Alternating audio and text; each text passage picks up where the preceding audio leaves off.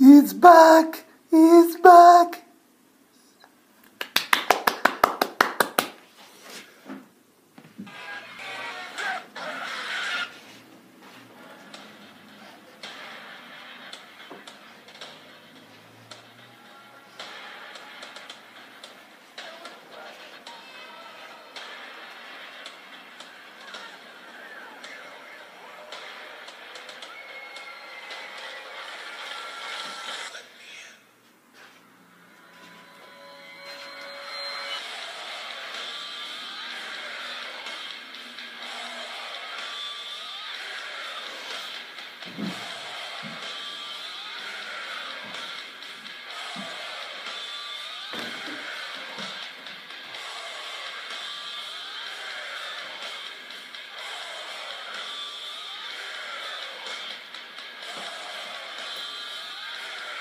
Let me in, Randy Orton.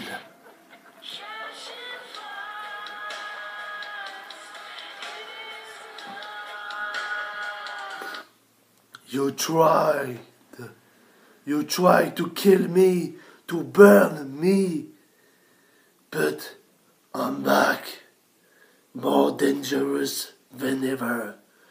And at WrestleMania, Randy, it's me who will burn you, this time for good, not like you did to me. I will finish the job you started.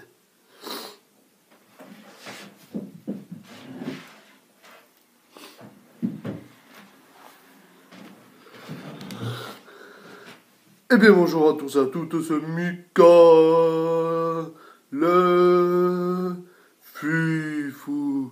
Et bienvenue pour la review de Fastlane. Oui, on est mercredi, je sais. Le show était dans la nuit du dimanche au lundi, mais je l'ai pas regardé le jour même. Et après j'ai eu des choses à faire, donc bon, un petit peu compliqué ce planning, mais voilà. La review est là, on va pas perdre plus de temps.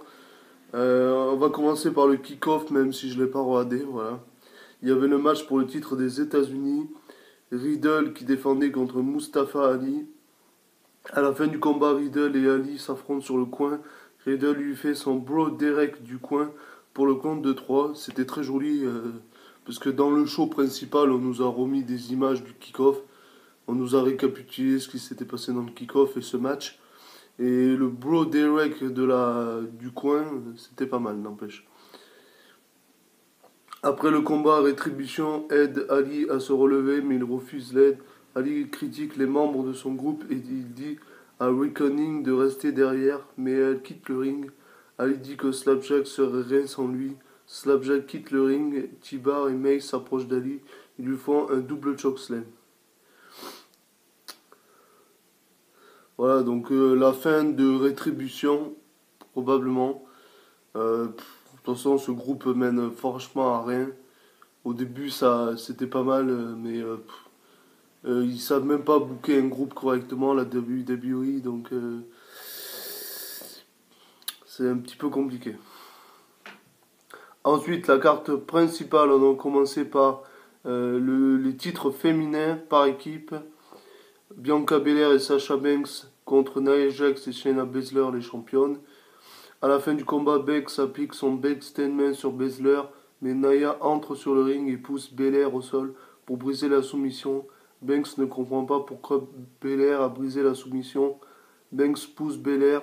Baszler en profite pour faire un roll-up sur Banks pour le compte de 3. Toujours championne par équipe, Nia Jax et Shayna Baszler. Après le combat, Banks et Belair argumentent sur le ring. Banks gifle Belair et s'en va. Donc on commence à voir les deux en rivalité, parce qu'au début elles étaient potes entre les deux, même si Belair affrontera Sasha Banks à WrestleMania. Elles étaient potes, mais plus trop maintenant, du coup. Ça lance leur match pour WrestleMania. En coulisses, Shane McMahon sort en béquille du bureau du médecin, parce qu'il doit affronter Braun Strowman ce soir, mais au final il ne l'affrontera pas. Elias et Jackson Ryker l'arrêtent et Elias dit qu'il veut offrir sa plus grande performance musicale de tous les temps à WrestleMania. Une performance si grande que Bad Bunny devra lui donner son Grammy. Il rêve de ça depuis qu'il est un enfant. Shane dit qu'il a une idée. Ensuite, on a le match pour le titre intercontinental entre Apollo Crews et Biggie, le champion. À la fin du combat, Apollo évite le Big Ending et veut lui faire un compte rapide, mais Biggie renverse le compte en sa faveur pour le compte de 3. Biggie toujours champion intercontinental.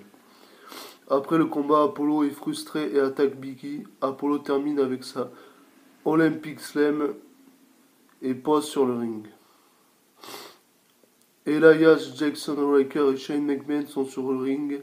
Shane dit qu'il voulait attendre une preview musicale de WrestleMania pour bien se rendre compte de son talent. Elias commence à jouer, mais Shane l'arrête et dit qu'Elias va prendre sa place ce soir.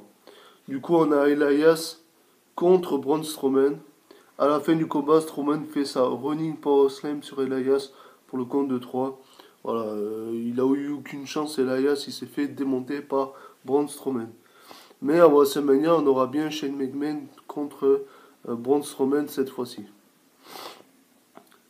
En coulisses, Riddle arrête Shinsuke Nakamura. Nakamura le félicite pour sa victoire. Riddle lui souhaite bonne chance pour son match face à Rollins.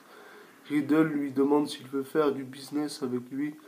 Riddle poursuit son histoire et commence à parler d'un ancien mec qui faisait du skate, mais Nakamura en profite pour partir pendant qu'il lui tourne le dos. Du coup, on a le Seth Rollins contre Shinsuke Nakamura. À la fin du combat, Nakamura se lance pour son finisher, mais Rollins l'évite. Rollins le frappe et lui porte un coup de pied. Rollins s'enchaîne avec son stop pour le contre de 3. Seth Rollins qui gagne ce match. Ensuite, on a le No Holds Barred match entre Sheamus et Drew McIntyre. J'attendais beaucoup ce match. À la fin du combat, McIntyre fait son DDT à Sheamus sur un morceau de table des commentateurs. McIntyre ensuite enchaîne avec son Claymore Kick pour le compte de 3. Drew McIntyre gagne ce match. Et il se prépare. Et il prépare sa Road to WrestleMania parce qu'il va affronter Bobby Lashley à WrestleMania pour le titre WWE. Ensuite, on a le match entre Randy Orton et Alexa Bliss. Le combat commence et Bliss lui lance une boule de feu. Bliss évite une charge d'Orton et il chute en bas du ring. Orton s'approche de Bliss et Bliss fait tomber des lumières du plafond pour lui faire peur. C'est un peu raconté bizarrement, mais c'est catch news. Bliss invite Orton à s'approcher encore, mais une main sort du sol du ring et agrippe le pied d'Orton. Très stylé, n'empêche. Le Fiend brûlé sort du ring. Orton est sous le choc. Bliss le pousse vers le Fiend et le Fiend lui fait un Sister Abigail. Et ensuite, Bliss en profite pour faire le tomber 1, 2, 3. Le Fiend est de retour, mesdames et messieurs. Et on savait qu'il allait revenir parce qu'à WrestleMania, on aura le Fiend contre Randy Orton. Le Fiend qui a ressuscité comme un phénix, il renaît de ses cendres. Ensuite, on a le match pour le titre universel, qui est le main event, voilà. Donc le Special Guest Enforcer et Edge, donc Daniel Bryan contre Roman Reigns le champion, accompagné bien sûr par Paul Heyman. À la fin du combat, Reigns se lance pour son spear, mais Bryan le bloque. Bryan se lance pour son running knee, mais Reigns l'évite et Bryan sonne l'arbitre. Reigns en profite pour faire son spear et le couvre. Edge arrive en retard pour faire le compte et Bryan résiste. Reigns commence à frapper Bryan, mais Bryan le bloque avec une soumission et transitionne en yes lock. Reigns résiste, mais Jay Uso arrive et fait un super kick à Edge qui tombe sur Bryan. Jay repousse Edge contre le poteau et va chercher une chaise, mais Bryan l'évite et frappe Jay avec la chaise. Bryan veut frapper Reigns avec la chaise, mais Reigns évite le coup de Bryan. Évite le coup et Bryan sonne Edge sans le vouloir. Reigns veut en profiter avec un spear, mais Bryan le renverse avec un yes lock. Reigns résiste et tape, mais il n'y a pas d'arbitre. Edge se relève et commence à rouer de coups. Bryan avait la chaise. Edge quitte en coulisses. Un nouvel arbitre arrive. Reigns fait le compte de 3 sur Bryan pour la victoire. Donc Edge qui a coûté le match à Bryan. Et ça m'étonnerait pas qu'on ait un triple fight match à WrestleMania entre Daniel Bryan, Roman Reigns et Edge. Ça m'étonnerait qu'on reste juste sur Roman Reigns et Edge. À mon avis, il va y avoir Daniel Bryan dans le match parce que Edge a coûté le match à Daniel Bryan. Donc ça met... Bon, Daniel Bryan l'a frappé avant, du coup il s'est vengé Edge. Mais Daniel Bryan l'a pas fait exprès. Mais il lui a coûté quand même le match, donc c'est obligé qu'on ait un triple threat à WrestleMania. Je comprendrais pas qu'on n'ait pas le triple threat. Et ça serait pas mal qu'on ait le triple threat et que Daniel Bryan, 7 ans après, gagne le titre universel. Et comme à WrestleMania 30, ça serait un moment historique qui regagne le titre, un titre mondial. Voilà. Et voilà, c'est tout pour cette review de Fastlane. Elle est sortie un peu tard. Voilà. Bon, ça va, on est mercredi, ça va, c'est pas trop tard non plus. C'est pas une semaine après non plus. Donc, on prépare la Road to WrestleMania.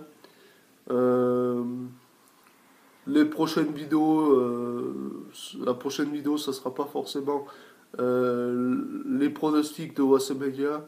Je pense qu'il y aura d'autres parlons d'une superstar avant sur la chaîne. Mais il y aura bien la vidéo pronostic de... Parce que j'ai pas fait de pronostic pour Fastlane, je voulais en faire, mais j'ai pas eu le temps après.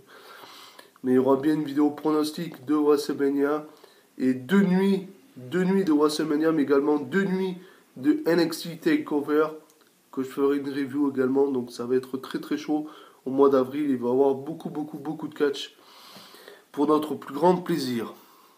Voilà, si vous avez aimé la vidéo, n'hésitez pas à mettre un pouce bleu vers le haut pour me faire savoir, à mettre un commentaire, voir ce que vous avez pensé du show dans les commentaires et à vous abonner si ce n'est pas déjà fait pour ne pas manquer les prochaines vidéos.